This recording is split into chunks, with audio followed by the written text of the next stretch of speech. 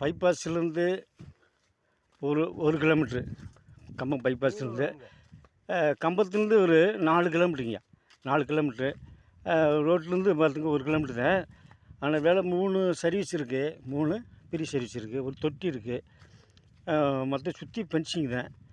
விலை வந்து 20 ரூபா சொல்கிறாங்க. ஒரு 17, 18க்கு முடிச்சிடலாங்க. ஆனால் தென்னை மரம் 10 குழி இருக்குங்க. பாக்கி வாழை மரம் மாதிரி விவசாயம் பண்ணுற மாதிரி எல்லாம் ரெடி பண்ணி வச்சுருக்காங்க.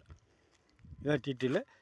எப்படி இருந்தால் நீங்கள் இந்த இது உங்களுக்கு பிடிச்சிக்கிடுச்சுன்னா இந்த நம்பருக்கு ரியல் எஸ்டேட்டு பார்த்துக்கணும். கம்பம் கூடலூருங்கய்யா. வணக்கம்யா.